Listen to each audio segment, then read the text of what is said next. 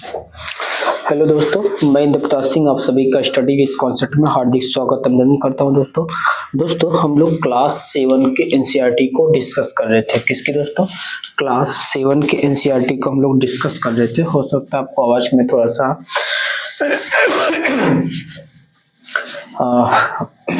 ठीक है। हम लोग क्या कर रहे थे? क्लास 7 के एनसीईआरटी को डिस्कस कर रहे थे। क्लास 7 के एनसीईआरटी को डिस्कस कर रहे थे। सब्जेक्ट कौन सा दोस्तों? हिस्ट्री था। कौन सा? हिस्ट्री सब्जेक्ट को हम लोग डिस्कस कर रहे थे। आई होप आपको सब कुछ ऑडियो वीडियो विजुअल होगा, किसी प्रकार की कोई समस्या नहीं होगी। उसके बाद हम लोग ठीक है, सारा कुछ ठीक है। अगर किसी कोई प्रॉब्लम हो तो प्लीज कमेंट, और जो टॉपिक नहीं समझ आएगा उसको हम फिर से दोबारा उसको इनिशिएट करेंगे, समझाने का प्रयास करेंगे। तो दोस्तों क्लास 7 के एनसीईआरटी हमने इसके 2 पार्ट कर लिया था। पार्ट 1 कर लिया था, ठीक है। अच्छा, पार्ट 2 भी कर लिया था। पार्ट 2 में दोस्तों हम लोगों ने आपको रिकॉल कराते हैं कि फर्स्ट एंड सेकंड पार्ट में हम लोगों ने क्या देखा था और क्या समझा था। दोस्तों हम लोगों ने सोर्सेस ऑफ हिस्ट्री को भी देखा था, हिस्टोरियंस एंड देयर सोर्सेस को देखा था, और हमने बताया था आर्काइव्स क्या होता है। आर्काइव क्या होता है ये हमने बताया था। आर्काइव्स नथिंग कुछ नहीं होता है, लेकिन एक बात जरूर होता है कि आर्काइव एक ऐसा स्थान होता है जहाँ पे जो है कि जो रिकॉर्ड्स होते हैं। आर्काइव से place where documents and manuscripts. क्या होता है कि आर्काइव एक स्थान होता है। यहाँ पे मैं बता देता हूँ आपको। लास्ट वन वीडियो हम लोग ये बताया था आर्काइव्स क्या होता है कि archives is a place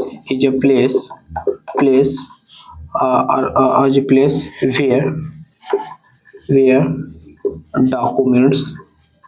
documents and manuscripts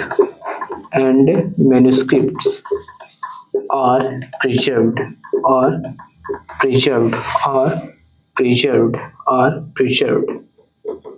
ठीक है दोस्तों, आर प्रिजर्व्ड यानी आर्काइव वो स्थान होता है जहाँ पे डॉक्यूमेंट्स या मैन्युस्क्रिप्ट क्या होता है दोस्तों, जो जिनको पता नहीं उसको मैं बता देता हूँ। मैन्युस्क्रिप्ट वो होता है कि जो हाथ के द्वारा लिखी गई जो स्क्राइब होता है दोस्तों, उसको मैन्युस्क्रिप्ट बोलते हैं। डॉक्यूमेंट जानते हैं जिसमें, और जो आज हम लोग डॉक्यूमेंट जो यूज करते हैं, अगर इनको जहाँ पे प्रिजर्व किया जाता है दोस्तों, इसको आर्काइव होता है। दोस्तों आज भी जितने भी डिपार्टमेंट रन करते हैं, उन जितने भी ऑफिशियल है दोस्तों, हर एक ऑफिशियल का कोई भी अगर यहाँ से कोई डिक्री कोई ऑर्डर होता है, कोई डिक्री होता है, कुछ लागू किया जाता है दोस्तों, उसको जो है कि प्रिजर्व करके रखा जाता है, जिससे जो भविष्य में किसी प्रकार की कोई अगर डॉक्यूमेंट की आवश्यकता होती है, किसी रिकॉर्ड की आवश्यकता होती है, तो you are easily to find out that document. इसलिए सारी चीजों को प्रिजर्व करके रखा जाता है, जिससे हमारे इतिहास को हिस्टोरियंस को उसको स्क्राइब करने में किसी प्रकार कोई समस्या ना हो।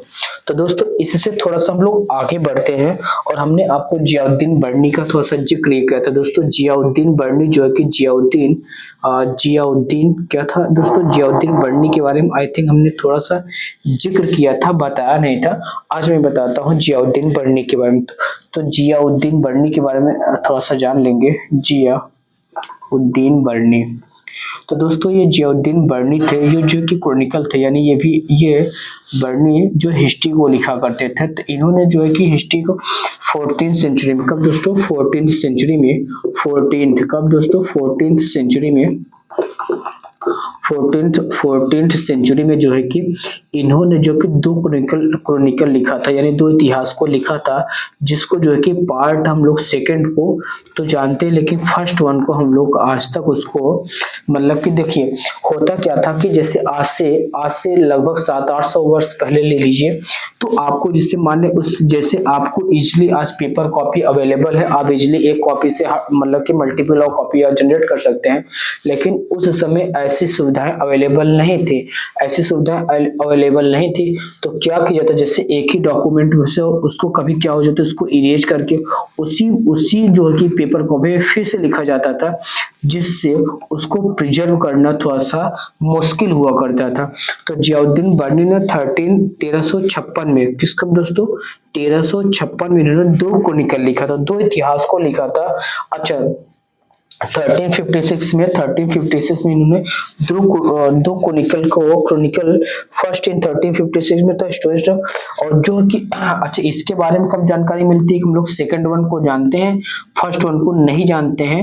ये 1960 की दशक में, कब दोस्तों, 1960 की दशक तक हम लोग इस बात को ही नहीं जानते थे। 1960 मतलब कि आज भी मेडिवल हिस्ट्री के जो अच्छा, चलो ठीक है, फिलहाल तो मेडिवल हिस्ट्री के कहीं न कहीं आपको जो हिस्टोरियन हुआ करते थे वो उसके मिल जाते, लेकिन इससे ज्यादा जो है कि प्रॉब्लम होती है एंशिएंट हिस्ट्री के जो सोर्सेस आपको फाइंड आउट करना, क्योंकि अच्छा क्योंकि वहां पे मतलब कि इंस्क्रिप्शन हुआ करते थे, मनुस्क्रिप्ट हुआ करते थे, टेक्स्ट बुक हुआ करते थे, आर्किटेक्चर हुआ करते थे, उनसे जो है कि हम लोग क्या करते थे, इतिहास को उकेड़ा जाता था। दूसरी बात दोस्तों, जैसे जैसे समय बीतता जाता है, क्या अब हम लोग नेक्स्ट हेडिंग की तरफ बढ़ते हैं, तो उसके बाद आपको समझाने का प्रयास करते हैं। थोड़ा सा मैं इसको इरेज करता हूँ। आई होप अभी तक हमने जितनी बातों को आपको समझाने बताने का प्रयास किया दोस्तों, इसमें किसी प्रकार कोई समस्या नहीं होगी। तो दोस्तों अब हम लोग नेक्स्ट वन हेडिंग की तरफ आगे बढ़ते हैं। नेक्स्ट वन हेडिंग है new social and political groups, यानी कैसे कैसे नए समाज का निर्माण हो रहा है, कैसे कैसे एक सोसाइटी जो है कि नॉर्मल सोसाइटी से कम्प्लेक्स सोसाइटी की तरफ बढ़ता जा रहा है। उसमें जो है कि जब सोसाइटी कोई आगे बढ़ता है दोस्तों, सोसाइटी को रन करने के लिए दोस्तों पर्टिकुलर पॉलिटिकल ग्रुप की आवश्यकता होती है, जो पूरे साम्राज्य या पूरे राज्य को या रीजनल पावर को होल्ड करता है। दोस्तों इसके बारे में हम थोड़ा सा समझने का प्रयास करते हैं। दोस्तों जैसे जैसे इकोनॉमिक पावर बढ़ रही है, क्षेत्रों का विस्तार हो रहा है, वहां पे नए नए जो है कि रीजनल पावर का उद्गम हो रहा है। दोस्तों इसी के साथ देखते हैं कि जब इसको हम लोग देखते हैं कि 700 से 750 के बीच में जो कि challenge to historians how to compile history because of scale and variety of developments. इसका मतलब ये हुआ दोस्तों कि जैसे समय आगे बढ़ रहा है, तो मतलब कि चीजें आगे बढ़ रही हैं, वैसे वैसे क्या होगा कि फॉरेस्ट को क्लियर करके, जैसे पर्टिकुलर एक रीजन है तो फॉरेस्ट को दोस्तों ये क्या समझने का प्रयास करेंगे। जैसे ये आपका भारत सब कॉन्टिनेंट है, अब यहाँ पे हम जानते हैं कि विंध्यन रेंज है, सतपुरा रेंज है, यहाँ पे पूरा वेस्टर्न घाट है, ईस्टर्न घाट है, ये पूरा आपका फॉरेस्ट रीजन है। अब क्या हो रहा है कि जब बाहर के लोग आ रहे हैं, उस समय क्या हुआ करता था कि जैसे जो बाहर के लोग क्यों आते थे, मैं आपको बताता हूँ दोस्तों। बाहर के लोग इसलिए आते थे क्योंकि भारत जो है कि आज भी देखिए, क्योंकि उस समय भारत जो है कि क्योंकि लोग जो है कि नए अवसर की तलाश में एक रीजन से दूसरे रीजन में जाते थे, जिससे उनकी लाइफ को सेटलमेंट हो जाए, अपने लाइफ को अच्छे प्रॉपर तरीके से एंजॉय कर पाए। जैसे आज भी हम क्या करते हैं, अपने जॉब की तलाश में, आज भी देखो, आज इंडिया से प्लान कर रहे हैं हम लोग का, पर्शियन क्षेत्र में जा रहे हैं, अरब कंट्री में जा रहे हैं, या फिर आउट ऑफ कंट्री यूरोप में जा रहे हैं, अमेरिका में जा रहे हैं, कनाडा में जा रहे हैं। इस प्रकार से बहुत सारे इंडियन जो कि different parts of the world travel कर रहे हैं और अपने नए अवसर की तलाश में, नए जॉब के तलाश में, नए लाइफ को सेटलमेंट करने के तलाश में जाते थे। दोस्तों इसी प्रकार से आज से हजारों वर्ष पहले भारत भी नए अवसरों का फॉर्च्यून हुआ करता था, यानी कि एक ऐसा भाग्यशाली स्थान था जहां पे बाहर के लोग आते थे, अपने भाग्य का निर्माण करते थे, अपने भविष्य का निर्माण करते थे, अपने जीवन यापन को सुगम बनाने के लिए यहाँ दूर दराज के लोग आते थे। दोस्तों थोड़ा सा इससे आगे बढ़ते हैं और आपको हम समझाने का प्रयास करते हैं कि दोस्तों जैसे जैसे यहाँ पे लोग आए तो क्या हुआ, यहाँ पे एग्रीकल्चर का एक्सपेंशन हो रहा है, यानी इस रीजन में जो फॉरेस्ट रीजन है, क्या दोस्तों, जो फॉरेस्ट रीजन है इसको क्लियर किया जा रहा है। और ये जो लैंड पार्ट है, जो लैंड फॉरेस्ट को क्लियर करने जो लैंड का डेवलपमेंट हो रहा है दोस्तों, इसको जो है कि धीरे धीरे यहाँ पे एग्रीकल्चर का एक्सपेंशन हो रहा है। इस लैंड को एग्रीकल्चर में यूज कर रहा है, और जैसे जैसे एग्रीकल्चर का एक्सपेंशन हो रहा है तो नए नए जो यहाँ पे पेशेंट निकल रहे हैं दोस्तों, यानी नए नए किसानों का और किसान बढ़ रहे हैं, यानी इनकी एक अपनी एक अलग सोसाइटी का डेवलपमेंट हो रहा है दोस्तों। इससे थोड़ा सा हम लोग आगे देखने का प्रयास करते हैं। अब मैं आपको बताता हूँ कैसे कैसे वैरायटी ऑफ डेवलपमेंट हो रहे थे दोस्तों। जैसे 700 से 750 के बीच में देखेंगे तो उस समय जो है कि मिडवल हिस्ट्री में देखेंगे, मिडवल पीरियड में, यदि मतलब कि यही कुछ राजपूत पीरियड में 700 के बाद में देखेंगे, उस समय दोस्तों उस समय व्हील का इरिगेशन, यानी हम लोग सिंचाई के लिए जो है कि आज जैसे हमारे पास पंप सेट है, मतलब कि नई टेक्नोलॉजी आ गई, सीधा जमीन से अंदर से पानी निकाल लेते हैं, लेकिन उस समय क्या दोस्तों सिंचाई करने के लिए व्हील का प्रयोग करते थे।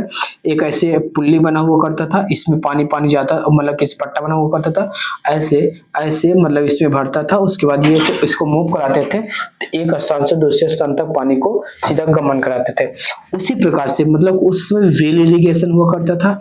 और यहाँ पे देखेंगे स्पाइनिंग व्हील था। स्पाइनिंग व्हील का मतलब कि उसमें जो बुनाई हुआ करता, धागों का निर्माण हुआ करता दोस्तों, वो भी चक्के के यानी व्हील यानी पहिए के, पहले पहिए के द्वारा बने हुए जो यंत्र हुआ करते थे उससे जो है कि निर्माण हुआ करता था। तो इन सब चीजों को मतलब कि ये जो वेरिएशन थे, लेकिन जैसे जैसे जो कि नए लोग आए, नए नए अवसर को लेकर आए, जब नए लोग आ रहे हैं दोस्तों तो अपने नए टेक्नोलॉजी नए इनोवेशन के साथ आ रहे हैं। जैसे मैं आपको बताता हूँ कि जैसे नए लोग आ रहे थे, जो बाहर के लोग आ रहे थे, जैसे यहाँ पे पोटैटो बाहर से आया, कॉर्न आया बाहर से आया, चिल्ली बाहर से आया, टी बाहर से आया, कॉफी ये बाहर से आया। यानी जब कोई जो कि नए अपॉर्चुनिटी नए अवसर के तलाश में भारत में आता था, वो अपने साथ अपने खान पीन की चीजों को, अपने कल्चर को, अपने ट्रेडिशन को वो अपने साथ लाता था, जिससे हमारी सोसाइटी मतलब कि रीजनल डेवलपमेंट तो है, रीजनल सेग्रीगेशन तो है। जैसे यहाँ मान लेते डेजर्ट है, यहाँ का अपना तो कल्चर ट्रेडिशन है, यहाँ के अपना खान पीन डिशेस है, लेकिन जैसे बाहर के लोग आ रहे हैं तो यही खान पीन तो दोस्तों थोड़ा सा कॉम्प्लेक्स होता गया। यानी ये सोसाइटी में इसका अपना इंडिविजुअलिस्टिक तो है, लेकिन जैसे कोई नया आ रहा है तो इसमें थोड़ा सा अमेंडमेंट हो करके नई सोसाइटी का निर्माण होता जा रहा है। तो दोस्तों जैसे जैसे चीजें आगे बढ़ रही हैं तो जो सोसाइटी आगे बढ़ती है तो सोसाइटी जैसे जैसे सोसाइटी आगे बढ़ी तो सोसाइटी में एक नए डेवलपमेंट को उद्गम होता है, जिसको जाति व्यवस्था कहते हैं। जाति व्यवस्था या सब कास्ट कहा जाता था। क्या कहा जाता था दोस्तों? सब कास्ट। दोस्तों जब इस बुक को पढ़ेंगे, इस बुक में क्लियरली कहा गया है कि दोस्तों जो ये सब कास्ट जाति व्यवस्था हुआ करता था, ये on the basis of occupation था, यानी ये रैंक हुआ करता था। और ये जरूरी नहीं है, जो जाति थी, जो सबकास्ट हुआ करता था, ये on the basis of occupation था, व्यवसाय के अनुसार, और ये रैंक होल्ड करता था। जो जात हुआ करती थी, जैसे हर एक जात का अपना रैंक हुआ करता था, आप इन सोसाइटी के इसको ऊपर आएंगे और ये सोसाइटी के नीचे आएंगे, इस प्रकार से इनकी जात हुआ करता था। अच्छा, एक बात और ये बताने का प्रयास करता है दोस्तों कि जैसे मैं इस रीजन में, भारत के इस रीजन में रहता हूँ, मेरी जाति व्यवस्था सब कुछ ये है, मतलब कि मेरी जाति सबसे ए है, तो यहाँ पे हो सकता है ये जो है कि फर्स्ट रैंक पे हो, लेकिन जैसे मैं इस रीजन में आता हूं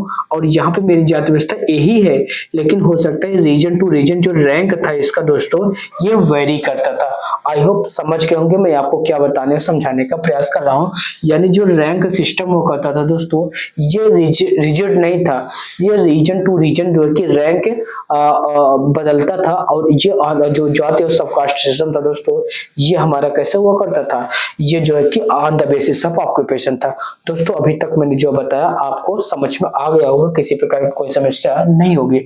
दोस्तों मैं थोड़ा सा आगे बताता हूँ।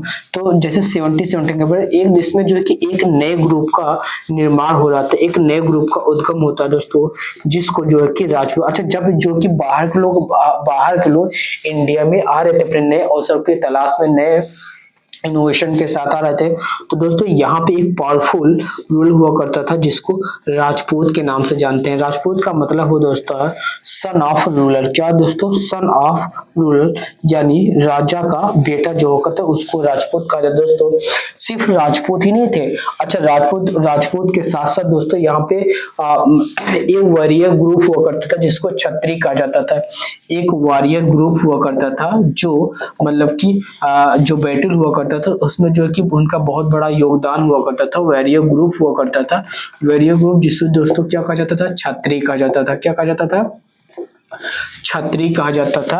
ये बात याद रखेंगे। आई होप इतनी बात अभी तक समझ गए होंगे, किसी में किसी प्रकार की कोई समस्या नहीं होगी। अब हम लोग थोड़ा सा आगे बढ़ते हैं और थोड़ा सा आपको आगे समझाने का प्रयास करते हैं। What was the next one? दोस्तों हम लोग थोड़ा सा रीजनल पावर को देखते हैं कि दोस्तों कहाँ पे राजपूत हुआ करते थे। अच्छा राजपूत के साथ साथ दोस्तों और भी राज जो कि उसमें पैरेलल में थे, उस राज को मैं आपको दिखाने और समझाने का प्रयास करता हूँ दोस्तों। तो थोड़ा सा मैं इसको इरेज करता हूँ, उसके बाद मैं आपको बताता हूँ नेक्स्ट वन। अभी ऑडियो वीडियो किसी प्रकार कोई समस्या नहीं होगी, मैं देख लेता हूँ एक बार।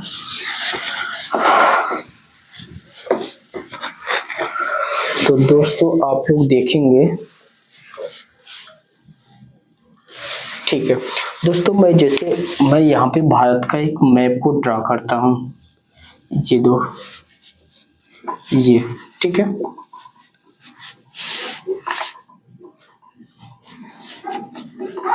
ठीक है, ये भारत का मैप है। तो दोस्तों इस वाले रीजन में राजपूत हुआ करते थे, ठीक है राजपूत। दोस्तों यहाँ पे जो कि रीजनल पावर आज के महाराष्ट्र में दोस्तों यहाँ पे मराठा हुआ करते थे, ये रीजनल पावर थे। अच्छा यहीं पे दोस्तों सिख हुआ करते थे। नॉर्थ ईस्ट में चले जाएंगे, आज के आसम में दोस्तों यहाँ पे अहोम किंगडम था। कौन सा दोस्तों? अहोम किंगडम था, अहोम किंगडम था दोस्तों। और थोड़ा सा यहाँ पे बंगाल में चले जाएंगे, बंगाल में आएंगे दोस्तों आपको देखने को मिल जाएगा जाट थे, सिख थे, कायस्था हुआ करते थे। अच्छा यहीं पे कायस्था भी हुआ करते थे, कायस्था हुआ करते थे। यहाँ पे जो है कि बंगाल में आप देखेंगे तो यहाँ पे सेन डायनेस्टी हुआ करता था, सेन हुआ करता था, मराठा हुआ करते थे, जाट हुआ करते थे, यहाँ पे जाट थे और यहाँ पे सिख थे। तो दोस्तों ये जो है कि सम रीजनल पावर थे। क्या थे दोस्तों? रीजनल पावर थे। आई होप आपको दिख रहा होगा, जाट थे, सिख थे और ये आपके राजपूत हुआ करते थे, राजपूत। अच्छा इसमें भी कई डायनेस्टी कई भी पार्ट में डिवाइड थे। कायस्था हुआ करते थे, सेन थे, मराठा थे। जहाँ पे असम में अहोम डायनेस्टी हुआ करता था दोस्तों, बहुत ही पावरफुल डायनेस्टी हुआ करता था। इनका जो है कि बरफुकन करके एक सेना था जो मुगल साम्राज्य से भी 1671 में दोस्तों लड़ गया था और वो कहीं न कहीं कि मुगल साम्राज्य को भी चैलेंज कर दिया था दोस्तों। इस बात को याद रखेंगे दोस्तों। अब थोड़ा सा मैं आपको बताता हूँ हैबिटेट के बारे में। क्या किसको दोस्तों? Habitat. What is the meaning of habitat? Habitat का मतलब हो दोस्तों एक ऐसा इन्वायरमेंट, एक ऐसा इन्वायरमेंट यानी refers to environment of the region. क्या हो दोस्तों? एक ऐसा इन्वायरमेंट, एक ऐसा इन्वायरमेंट जहाँ पे आप इकोनॉमिक पावर को या अपने पॉलिटिकल पावर को आप वो वहाँ पे इस्टेब्लिशमेंट करते हैं। यानी habitat refers to the environment of a region and the social and economic lifestyle of residents. यानी जैसे लोग refers to an environment where a people economic and social lives are reside with the economic and social life। यानी कि एक ऐसा environment है जहाँ पे एक इंसान को अपने सोसाइटी को और अपने इकोनॉमिक पावर को होल्ड करने के लिए, एक जीवन यापन करने के लिए जहाँ पे ऐसा इन्वायरमेंट मिले जहाँ वो अपनी इकोनॉमिक एक्टिविटी कर सके, अपने सोशल स्ट्रक्चर को मेंटेन कर सके, ऐसे स्थान को दोस्तों हैबिटेट कहा जाता है। क्या कहा दोस्तों? हैबिटेट कहा जाता है। आई होप आप समझ गए कि किसी प्रकार कोई समस्या नहीं होगी दोस्तों। अब जैसे कोई हैबिटेट, जैसे जो बाहर के लोग आते थे, तो जैसे हमने आया जैसे एक फॉरेस्ट को क्लियर किया और जो भी यहाँ पे फॉरेस्ट डेवलप थे वो एक स्थान से दूसरे स्थान पे शिफ्ट कर गए। हाँ एक स्थान से जिसे समझने का प्रयास करेंगे। जैसे ये पूरा फॉरेस्ट रीजन है, ठीक है, ये पूरा फॉरेस्ट है। अब ये क्या करते हैं, इसको क्लियर किया गया, इसको एक एग्रीकल्चर लैंड में हमने क्या कर दिया, तब्दील कर दिया, बदल दिया। अब यहाँ पे जो फॉरेस्ट को लोग रहते थे, जिसमें जो फॉरेस्ट में रहते थे, अब ये दूसरे फॉरेस्ट में चले गए। अब दोस्तों जब ये एक proper land, agriculture land develop हो गया, तो दोस्तों ये किससे किससे अफेक्ट हुआ करता था, इस रीजन में जो चीफ हुआ करते, हर एक विलेज का अपना चिफ्सन हुआ करते थे, चीफ्स हुआ करते थे। अच्छा, इसमें जो जो प्रीस्ट हुआ करते थे, उनसे ये अफेक्ट हुआ करते थे। अच्छा, मोनार्की जो थी उससे, मोनास्ट्री जो हुआ करती थी उससे अफेक्ट हुआ करते थे, टेम्पल्स थे। अच्छा, जो रीजनल चीफ हुआ करते थे, विलेज का चीफ होते, इनसे जो है कि इनको इफेक्ट हुआ था, यानी इनको यहाँ पे टैक्स देना होता था, पुजारी की बात, अपने जो धर्म को मानना, ये सारी बातें, टेम्पल में पूजा करना या फिर उसको कुछ दान उन करना, इन सभी चीज में इनकी जो है कि एक तरीके से इसका पार्ट्स ऑफ इकोसिस्टम इनका बन गया था। तो यानी ये इसका इस पर इन सब रीजन का इसका प्रभाव पड़ता था। आई होप समझने का, मैं जो समझाने का प्रयास कर रहा हूँ दोस्तों, आप समझ गए किसमें किसी प्रकार कोई समस्या नहीं होगी। और हमने आपको जाति और सबकास्ट के बारे में बता दिया कि सबकास्ट कैसे हुआ करता था और यहाँ पे इनकी सोसाइटी कैसे कॉम्प्लेक्स होते गए। दोस्तों इस प्रकार से दोस्तों ये सारी चर्चा हमने आपको एक फर्स्ट वन हेडिंग आज हमने डिलीवर करने का प्रयास किया। दोस्तों हम नेक्स्ट वन जब मिलेंगे, आपको रीजनल और एम्पायर की बात, रीजन और एम्पायर के बारे में थोड़ा सा आपको समझाएंगे। उसके बाद हम लोग थोड़ा सा आगे देखने का प्रयास करेंगे, एक दो लेक्चर के बाद क्या हो दोस्तों, ये चैप्टर हमारा समाप्त हो जाएगा। तो दोस्तों अभी तक हमारी वीडियो को जिन्होंने लाइक नहीं किया है और हमारे चैनल को दोस्तों जिन्होंने अभी तक सब्सक्राइब नहीं किया है, उनसे हम्बल रिक्वेस्ट है, प्लीज डू लाइक और सब्सक्राइब। और ये हमारी आपकी नैतिक जिम्मेदारी है दोस्तों। इन्हीं सब शब्दों के साथ दोस्तों आज की वीडियो को हम लोग यहीं पे समाप्त करते हैं। मिलते हैं नेक्स्ट वीडियो में, तब तक के लिए दोस्तों जय हिंद, जय भारत, थैंक यू।